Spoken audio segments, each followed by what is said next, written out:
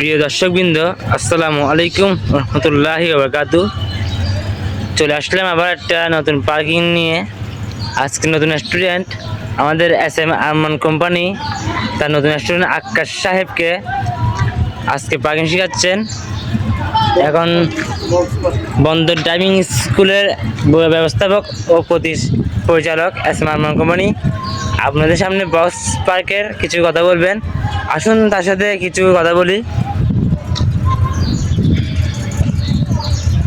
আমাদের box parking যদি কিছু বলতে। আমরা বক্স পার্কিং এটা অ্যাকচুয়ালি আমাদের বন্ধ ড্রাইভার দিয়ে থাকি আমরা। সাধারণত এটা সব দেশের জন্য, সব স্কুলের জন্য দরকার। আস্তে আস্তে যাও।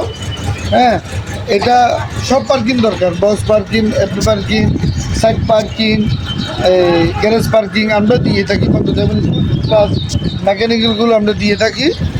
আমাদের মূল উদ্দেশ্য হচ্ছে আমাদের ছাত্ররা বন্ধ ড্রাইভিং স্কুলের স্টুডেন্টগুলো যাতে বাইরে কোনো জায়গায় গিয়ে যাতে কোনো ভুল কোনো ইয়ে না থাকে, এভাবে করে আমরা কেয়ার করি। প্লাস আমরা এখানে মেকানিক্যাল আর সাপ্তাহিক কোর্স আছে, পার্কিং এস অ্যান্ড আপনার পরীক্ষা যায়, লাইসেন্সের পরীক্ষা, এসগুলো, মেকানিক্যালগুলো ইত্যাদি ইত্যাদি, বড় গাড়ি, ছোটো গাড়ি, গাড়ির সম্বন্ধে, চাকা সম্বন্ধে, মিটার সম্বন্ধে, এক্সিডেন্ট সবার দিতে হবে। আমি কেন, তাহলে যারা ড্রাইভিং শিখান আমি তাদের উদ্দেশ্য করে বলতেছি, যারা মাস্টার আউটসাইড আদার্স ড্রাইভিং স্কুলগুলো আছেন তাদের উদ্দেশ্য করে বলতেছি আমি, প্লিজ মানুষকে কীভাবে করে শিখান, নো প্রবলেম।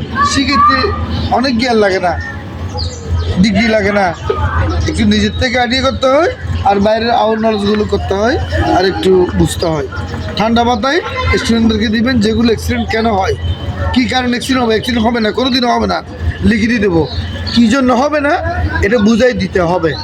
গাড়ি কেন অ্যাক্সিডেন্ট হয়, কেন হয়, এগুলো বুঝাই দিতে হবে ছাত্রদেরকে, কী কারণে, আর ব্রেক ফেল করলে কি হবে, এগুলো টুকটাক এগুলো বুঝাই দিলে গাড়িগুলো কতটুকু স্পিড চলবে, সরকারিভাবে স্পিড কত, এগুলো জানাতে হবে। এ বলে আমার কথা শেষ করলাম। ইনশাল্লাহ বন্ধুর সাবস্ক্রাইব করবেন, লাইক করবেন, আমার নাম্বার দেওয়া থাকবে। আসসালামু আলাইকুম রহমতুল্লাহ। অনেক অনেক ধন্যবাদ SM আরমান কোম্পানি স্যারকে, অনেক সুন্দর বক্তব্য দিয়েছেন।